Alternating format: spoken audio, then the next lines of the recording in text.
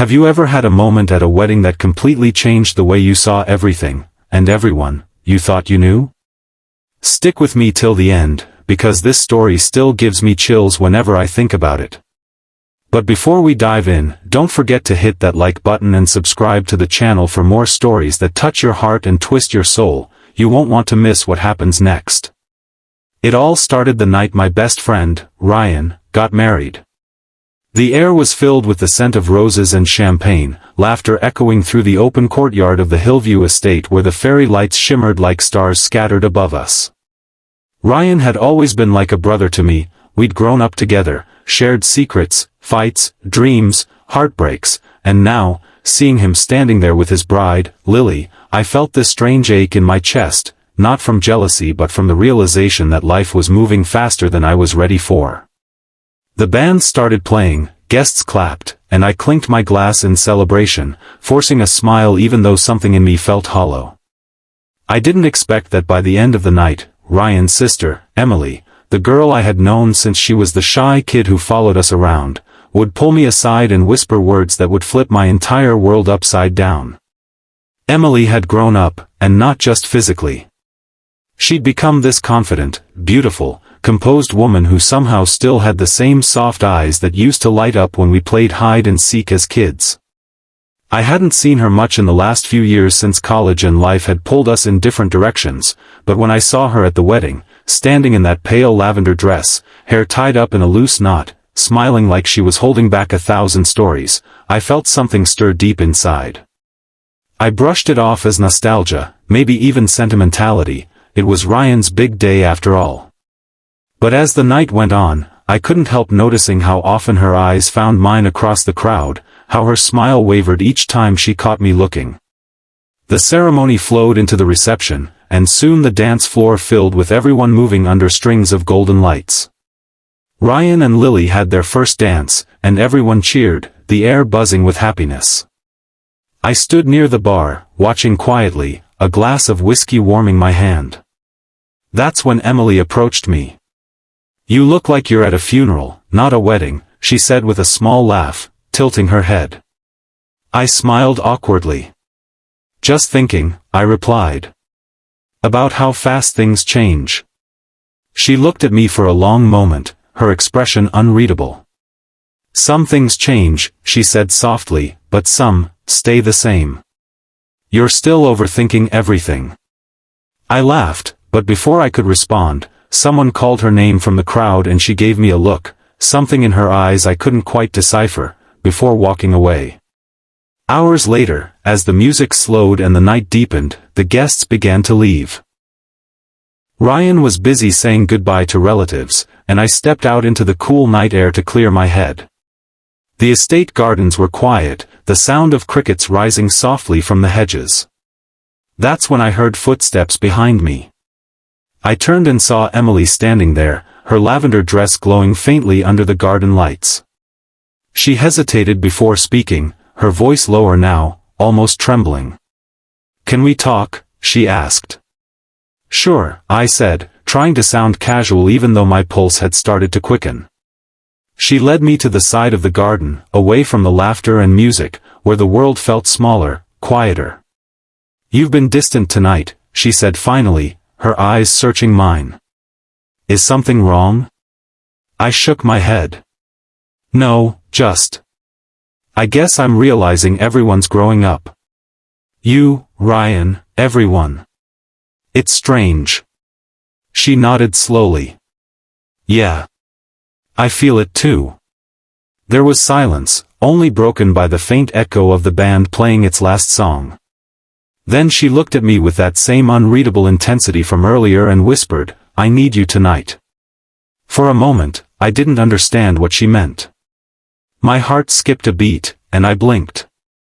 "Emily, what are you talking about?" I asked.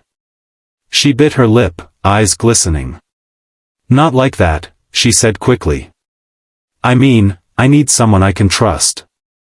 Someone who won't judge me. Someone who can help me with something I can't tell anyone else." My confusion only deepened. "Emily, what's going on?" She looked away, her breath catching as if she was fighting tears. Please, she said softly. Just meet me after the reception. Behind the old oak tree near the lake.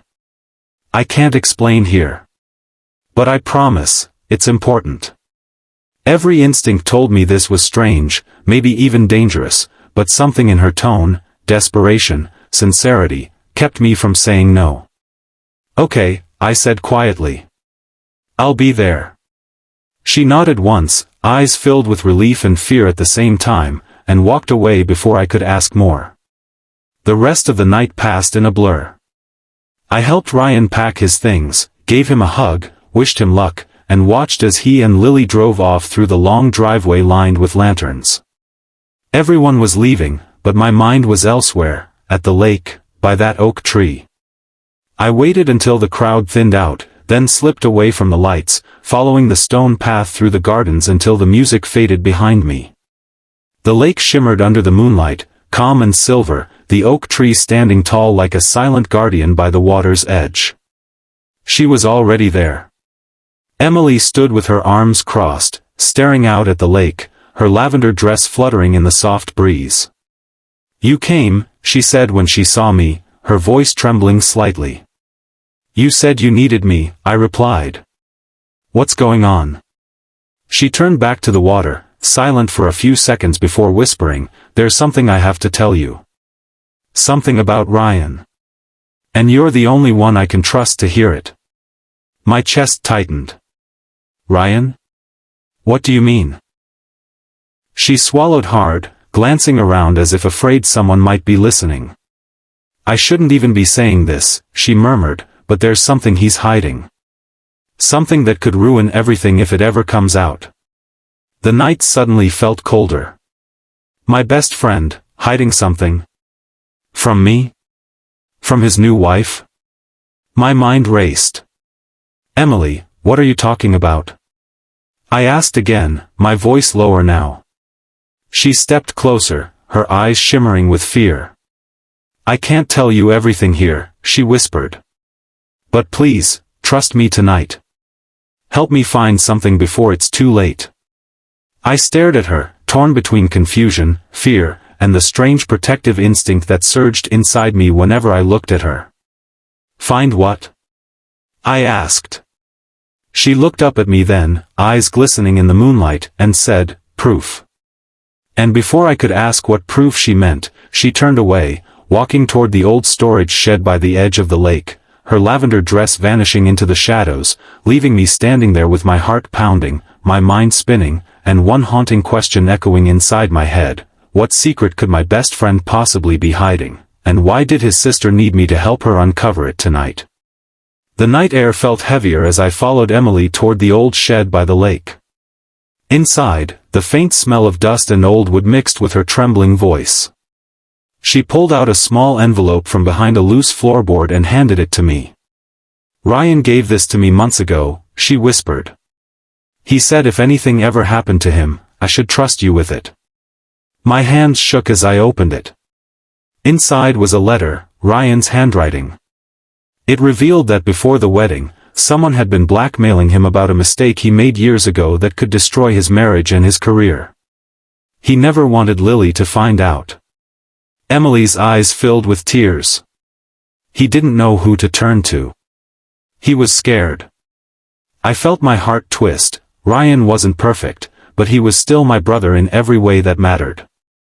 Together, Emily and I burned the letter under the cold moonlight, choosing loyalty over judgment. As the paper turned to ash, she looked at me and whispered, "Thank you for being here tonight." And that's when I realized, sometimes, the people who need you most are the ones you never expected. Don't forget to like this video and subscribe for more emotional stories that stay with you long after they end.